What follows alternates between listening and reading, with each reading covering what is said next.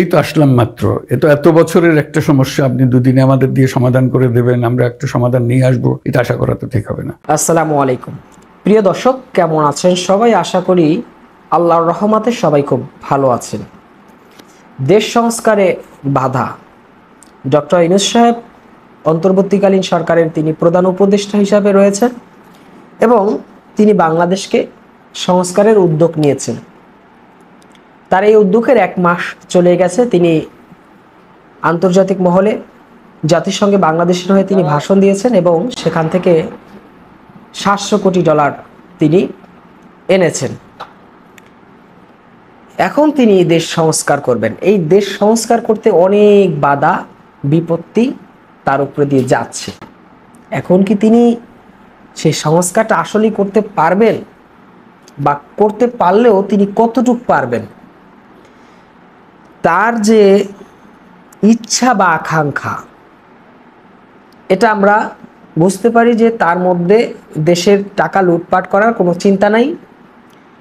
তিনি দেশকে সুন্দরভাবে সাজানোর উদ্যোগ নিয়েছেন, এটা সত্য, এখানে কোনো ত্রুটি নেই।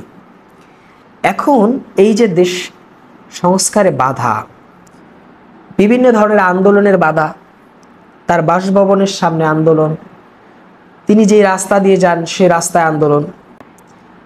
এখন এই যে বিভিন্ন বাধা বিপত্তি তার উপরে দিয়ে যাচ্ছে, এটা হচ্ছে কেন? হঠাৎ এত দাবি দোবা উঠলো কেন? এটা একটা অপশক্তি হতে পারে এবং এটা একটা যৌক্তিক হতে পারে। দেখুন, আপনি যদি মনে করেন যে হঠাৎ এত আন্দোলনের ডাক আসবে কেন, দেখেন আন্দোলনটা কি কারণে আসে। মানুষ যখন তার দেয়ালে পিঠ ঠেকে যায়, তখন তো যাওয়ার আর কোনো জায়গা থাকে না, কারণ পিছনের দেওয়ালটাই শেষ। এর আগে যারা সরকার প্রধান ছিল, আওয়ামী লীগ সরকার দীর্ঘ 15 বছর পর্যন্ত তারা একটানা ক্ষমতায় ছিল। এই একটানা ক্ষমতা থেকে বাংলাদেশের মানুষকে তারা যেভাবে একটা আটকিয়ে রেখেছিল বা তাদের শাসন অনুযায়ী চলতো। এখন যিনি এসেছেন ডক্টর মোহাম্মদ ইউনূস সাহেব, তিনি আসার পর শেয়ার মার্কেট আরও বেশি খারাপ হয়েছে। এখন যদি আমরা শেয়ার মার্কেটে যারা বিনিয়োগ করেছি, আমরা যদি আন্দোলনে ডাক দেই, তাহলে আপনি যদি বলেন যে এতদিন ডাক দেয় নাই, এখন আসার পরে ডাক দেওয়ার কারণ কি, আপনাকে আমি বলতে চাই, শেয়ার মার্কেট আপ থাকবে, ডাউন থাকবে, মার্কেট পড়বে উঠবে, এটাই স্বাভাবিক একটা মার্কেটের আচরণ। 5ই আগস্টের পরে মার্কেট ওপেন হওয়ার পরে 4 কার্য দিবসে 800 পয়েন্ট প্লাস হইল। তারপরে মার্কেটটা এমনভাবে এখন পড়ছে, 30 টাকার শেয়ার আসছে 60 টাকা 90 পয়সায়, 50 টাকার একটা শেয়ার আসছে 16 টাকা 40 পয়সায়। এখন দেখেন মানুষের টাকা কি আছে? আমাদের টাকা কি আছে? আমরা তো এখন নিঃস্ব হয়ে গেছি। এখন এই যে তিনি সংস্কারের নামে যাদেরকে ওখানে বসাইছে, বিএসসিতে এবং ডিএসসিতে, একজনও মার্কেট সম্পর্কে অভিজ্ঞ নাই, এর আগে মার্কেট পরিচালনা করে নাই, এই দায়িত্বও তারা ছিল না।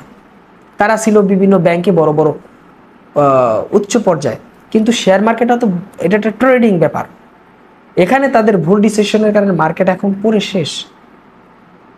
তাহলে তিনি এই যে সংস্কার করতেছে, এই সংস্কার কতটুকু বাস্তবায়ন তিনি করতে পারবেন, এর যুক্তি কতটুকু রয়েছে? আমি তো মনে করি যে তিনি যে উদ্যোগ নিয়েছে, উদ্যোগ মহৎ, কিন্তু তার যে আশেপাশে যে লোকগুলো তিনি বসাইছেন, এই লোকগুলো দিয়ে কোনোভাবেই সংস্কার সম্ভব না, কোনোভাবেই সম্ভব না।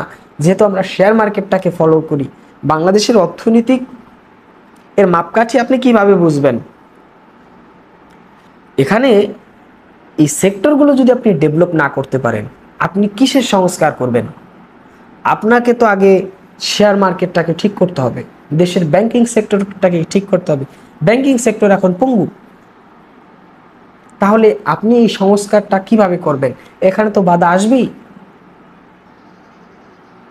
আপনি একটু, যদি আপনাকে বলছি, একটু ভেবে দেখেন যে ব্যাংকিং সেক্টর শেয়ার মার্কেটটাকে এমনভাবে শেষ করে ফেলেছে। ওখানে যাদেরকে বসাইছেন তো তাদের নির্দেশে। এখন যিনি সরকার প্রধান রয়েছেন ডক্টর মোহাম্মদ ইউনূস সাহেব, তার নির্দেশেই তো ওখানে যাদেরকে বসানো হয়েছে। তার নির্দেশিত হয়েছে। যারাদেরকে বসাইছে তারা মার্কেট সম্পর্কে বোঝেই না, মার্কেট একদম ধ্বংস, তাদের বসানোর পরেই মার্কেট শেষ। তার মানে আমরা কি বুঝতে পারি, যেটা ডক্টর ইউনূস সাহেবের আমলে শেয়ার মার্কেট খুব খারাপ পরিস্থিতি। যে কোনো সময় দেখবেন যে তার বাসভবন ঘেরাও দেবে এই বিনিয়োগকারীরা। এর কারণ কি? এখন এটা কি ভালো লক্ষণ? এটা কি আন্তর্জাতিক যে মহল রয়েছে তারা কি এটা ভালো চোখে দেখে? তাহলে আপনাদের করণীয় কি? আপনাদের ওই লোকগুলাকে পরিবর্তন করুন।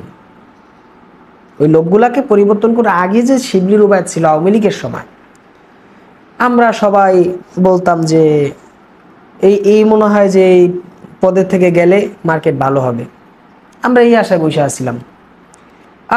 এখন তো দেখি যে তিনিই ভালো ছিল, মার্কেট সম্পর্কে তার ভালো অভিজ্ঞতা ছিল। করোনার সময় যেখানে মানুষ বাঁচবে কি না সেই সন্দেহ নাই, তখন 3600 ইন্ডেক্স থেকে 7400 ইন্ডেক্স এই শিবলি রুবায়েত সাহেব নিয়ে গেছে আওয়ামী লীগের সময়, মানে ডাবল করেছে। আর এখন দেশের অর্থনৈতিক ভালো, প্রবাসীরা রেমিটেন্স দিচ্ছে, সব কিছু ভালো। এখন আপনারা মার্কেট এমনভাবে ফালাইছেন কল্পনা করার মতো না।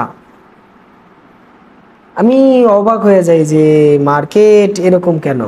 তাহলে আপনার এই যে কাজে বাধা তো আসবেই। এদেশে বাংলাদেশের যে নতুন পরিবর্তন, এই নতুন পরিবর্তনে আপনাদের যে সিদ্ধান্ত, এই সিদ্ধান্ত যদি সঠিক না হয় তাহলে আপনারা কিন্তু এখান থেকে ব্যর্থ হয়ে যাবেন, এতে কোনো সন্দেহ নাই।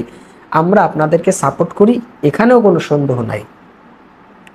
আমি ডক্টর ইউনূস সাহেবকে নিয়ে 3টা বা 4টা প্রোগ্রাম করেছি, সেখানে বাংলাদেশের মানুষ সবাই আপনাকে সাপোর্ট করে যে ডক্টর ইউনূস সাহেব তিনি বাংলাদেশের এখন ইন্টিরিয়াম গভর্নমেন্ট হিসাবে আছেন, এটা আমরা ভালো, তাকে 10 বছর চাই, 5 বছর চাই, সবাই এইভাবে চাইতেছেন, আমরাও চাই।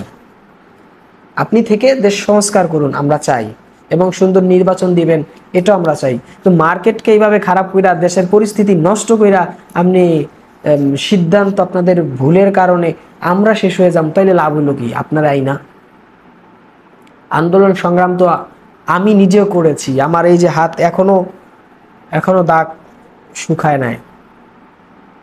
আন্দোলন সংগ্রাম তো আমরাও করেছি। তাহলে এই যে পরিবর্তন, তাহলে লাভ হইল কি? তাহলে আগে যারা ছিল তারাই তো মার্কেটটাকে ভালো চালাইতে পারতো।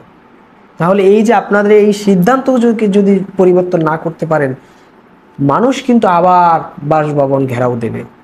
তখন আন্তর্জাতিক মহল বলবে যে বাংলাদেশের অবস্থা মোটেও ভালো না, এদেশের মানুষ খারাপ। কারণ এমনি আমাদেরকে আন্তর্জাতিক মহল আমাদেরকে ভালো চোখে দেখে না, বাঙালিদেরকে এমনিই তারা অপছন্দ করে। আরও যদি দেখে যে 12 মাস আমাদের দেশে গন্ডগোল লেগেই থাকে, এদেশে 12 মাস আন্দোলন সংগ্রাম যদি চলতেই থাকে, এটা দেখলে কোনো দেশের মানুষ বলবে না যে ওরা ভালো, বলবে যে ওরা বিশৃঙ্খল। আপনি শুনছেন সিঙ্গাপুরে কোনো আন্দোলন হয়? বড় বড় কান্ট্রিগুলোতে, মানে লন্ডন, তারপর হলো আপনার কি বলে ইংল্যান্ড, এই সমস্ত যে দেশগুলো আছে ভদ্র দেশ, ইউরোপিয়ান কান্ট্রিগুলো দেখেন কত ভদ্র দেশ। আর আমাকে বাংলাদেশে 12 মাস লাগাতার আন্দোলন শুরু হয়, এটা ভালো চোখে তারা দেখে না।